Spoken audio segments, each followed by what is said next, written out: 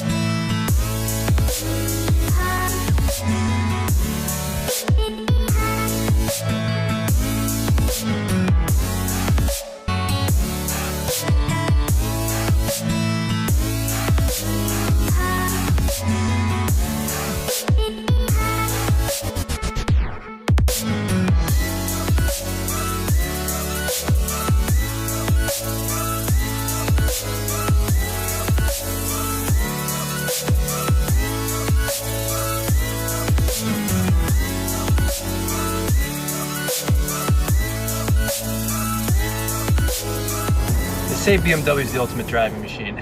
My Tesla would beg to differ, but that's besides the point. I think we're finally getting rid of this thing because it's definitely not the ultimate driving machine. Unfortunately, I think we're looking at another BMW. Well, she is. I'm not.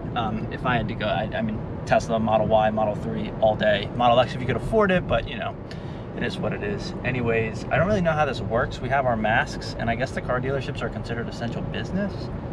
So we're going to see. There's supposedly some good deals right now because car dealerships have just a ton of inventory and can't really get rid of it. Oof. And we're heading to BMW, do they call it Bethesda or are they at least Rockville? So they're right. The Porsche dealer, they call themselves North Bethesda, even though they're right in the heart of Rockville. It doesn't make any sense. But that's also besides the point. This might be the last drive in this car. It might not be, but we'll see. More to come.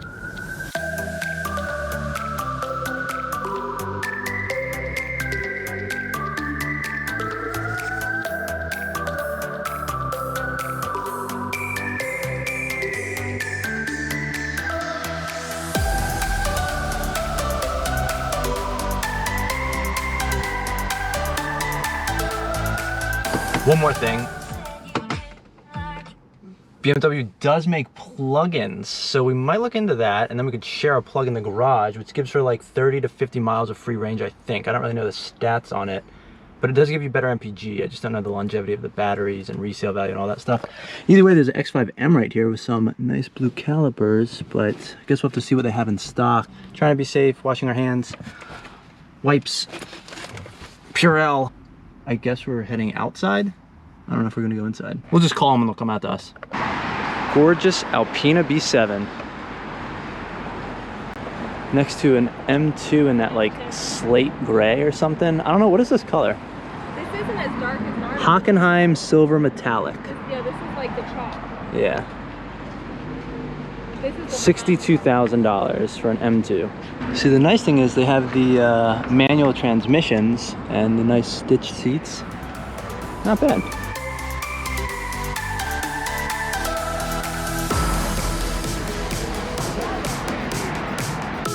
We have a 740e here, plugged in BMW. There's also a 3 Series E, 58368 for an X3. It's an E. So that's the gas cap, and then the charge port is on the other side. X30E. Interesting. This is where you charge it, which is actually convenient because in our garage, she pulls straight in, I back in, and my charge port would be right next to this. So not terrible. Got the cameras in the side mirrors. So this is the leather inside, not the sensitive. Definitely different seats. Got the new infotainment system. 15 miles of electric range. So I wonder what the... Is this on right now? No.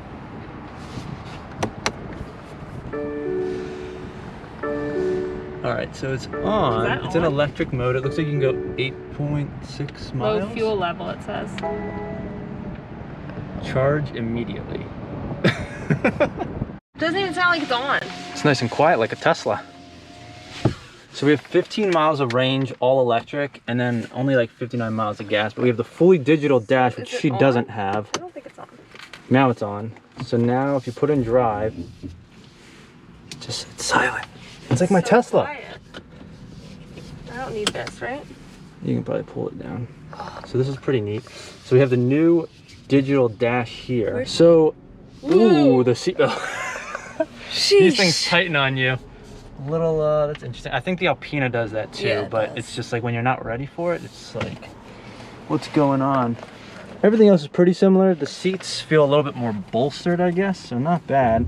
You got more badging with like the X3 inside and that kind of I think stuff. the seat feels nice. I'll be curious to see how peppy the electric engine is, or the electric motor is, versus running on gas. All right. There's the gas engine. You can feel the gas engine turn on when you really floor it, I think. Full digital readout compared to hers. I like this better because you actually can see the speed you're going, whereas in the older BMW that she has, it's like every 10 miles an hour. I think there's a tick, but then the numbers are only every 20 miles an hour. I think it's terrible. So this is a touch screen, which I didn't know. I think there's a way to like do this, but I have no idea. But I love this. This is fantastic. Oh yeah, we have a wireless charging pad here. Not that my phone can, but her phone can. You just lay your phone down and it starts charging. So this car is charged 100% and it had 15 miles of range. So you basically get 15 free miles and then it's all gas. And I assume the engine is the exact same as either the 4-cylinder or the 6-cylinder. I just don't know which one is in this car. From that perspective, if you're commuting, you get 15 free miles of range and then it's probably the exact same gas mileage. So I guess it's like a little bit of bonus mileage for her. Otherwise, she's pretty much getting the same MPG as in her old cars, my understanding. Ooh, not bad. So this goes all the way to the rear seats too, which is nice. You can close it and then the front opens up just like in mine. That is very nice. I love that. I feel like it makes the car so much more open. You can hear the gas kick in when you floor it in this car. So you pretty much have to take it easy unless the gas will, like, yeah, if you want to stay in electric. Now if we put in Eco Pro, if we hit this little button down here, you have Eco Pro, you have Sport, and then Comfort in the middle. If you go Eco Pro, you can see that it changes to the Eco Pro settings, Eco Pro over here. But I don't know if you floor it here, will the gas still kick in? If you go into Eco Pro, the gas still does kick in, but it takes longer. All right, so now it's in Sport, which means the gas engine is just on, and obviously it's gonna be much peppier. So her car had a Sport mode too, but she rarely used it. Might as well just stay in Comfort, because that's the majority of what she's gonna be using. The biggest benefit is that if you don't floor it, you have 15 miles of electric range. It actually ticked up from 14 back to 15. So the car must do some sort of charging. It's quiet, just like my Tesla when you're going slowly. It's great. And the nice thing is you don't actually have to plug this car in. So while we were driving, we did get a mile of range back. So she could theoretically never plug it in our garage if she didn't want to or didn't want to worry about it. But it is nice to have the option and save some money on gas. Ooh, we missed it. I think there is actually an e-drive, maybe only electric, and the gas will not kick in at all. I don't know, it's sporty looking. Yep. So this is the M40i, not the X30M, but the M40i. Charging. Same engine.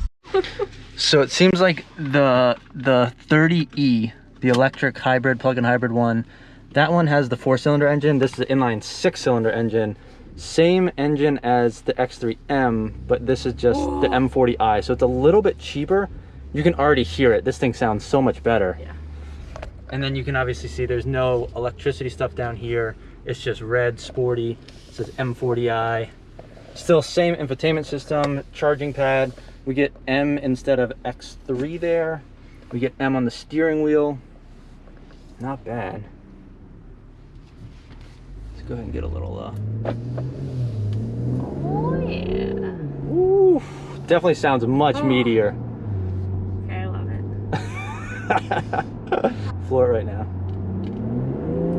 It takes a second to kick in, but it sounds much better. It drives, obviously the performance is much better. Does the suspension feel any different? She has no idea. Steering's a little tighter. That's, okay. That's what I focus on, the steering and the braking. Oh, also this car does have paddle shifters if you want to do like manual mode, but obviously she never uses these, so it doesn't matter to her. I do think that the battery one does have a little regen braking. Oh, it does? Okay. That I don't like. Interesting. I wonder if you can turn that down though. When I let off the brake on this one, it coasts like faster? It doesn't do anything. Yeah. But it's not as the regen isn't as defined as the Tesla. No. Yeah. So this one you can clearly see there's no like e-drive here. It's just the Sport, Comfort, and Eco Pro. So you could still put this car in Eco Pro. We should actually. Is there a window sticker? There's no window sticker on this car, but I think the gas mileage is pretty similar, which is weird. So like she averages around 23 miles per gallon, and I think this car, you could still probably get that in like Eco Pro or even Comfort, depending on how you drive, but you have the power available, which is kind of nice. All right, let's hear it. I mean, you definitely hear that 6-cylinder engine much more than the other one. A little bit of burbles there too when you when it downshifts.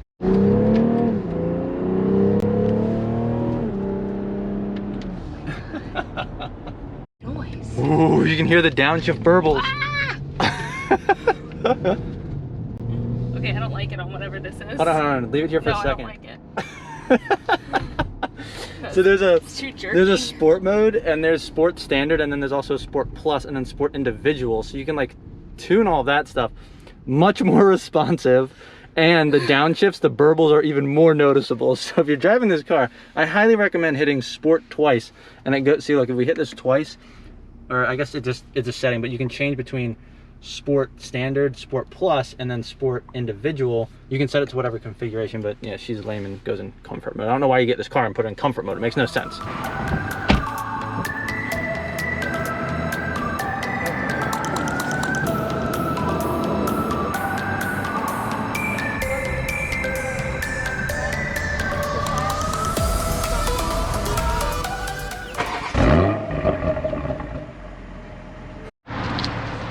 Another charcoal M40i. This is a 2019 certified pre-owned car. Black interior, but the engine should be pretty much exactly the same. Driving should be pretty much the same. No wireless charging. Round 3. So this is a used M40i with 11,000 miles on it. It has like a semi-digital dash, but it's also like fixed as far as the miles per hour and the tachometer. But I mean, it's a 6-cylinder engine, 2019 though, I think instead of 2020, but it is significantly cheaper, probably like $10,000 to $15,000 off the 2020 price. So not terrible. We'll see how peppy it is here in a second. Feel about the same, or? I don't know. I didn't gun it as much. Oh. Let's see. Yeah. There we go. So still much peppier than obviously the 30E and just the regular X3. Still have all the same modes, Sport, Eco, Pro. If we hit Sport, there is still a plus in this one as well, but you can see it looks a little bit different. But you still do get the full speed readout, which is very nice. Ooh, you get the burbles on the, ooh, the downshifts. We got an M5 competition. Woo, hear those crackles. She's trying to compete, but she's not even in Sport Plus mode. I don't know what she's doing.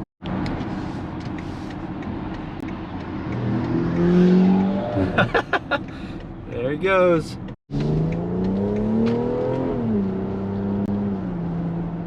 Just as peppy. So this stuff is pretty much all the same as the 2020. This is the 2019. This is a touchscreen. It's a little bit different, but it's still a touchscreen. That is what's really different. They redid the driver's dash to be fully digital in 2020. But also the seats. The seats in this car are different than the 2020s. She's not sure if she likes these seats. Check out this M850i. That finish is wild.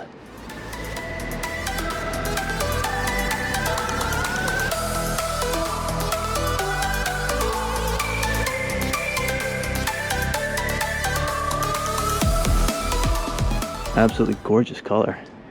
It is an ivory / blue full merino leather.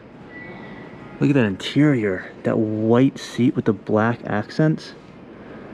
That's gorgeous. MSRP $130,000. Not bad, I guess. I love that like gloss black with the M calipers. And the color on this X6M is wild as well. It's like a really bright royal blue. Look at the blue in the headlights. Interesting. Blacked out interior with the carbon fiber. Look at the steering wheel with the M paddles and then the M stitching. That is awesome. Wow, this car is actually so much better. I love the carbon fiber instead of the wood that all those X3s have, and the red accent. Maybe that's like different sport modes because the paddle shifters are actually back here. This car is gorgeous. $127,000 MSRP. This car is basically the same MSRP as that M850i.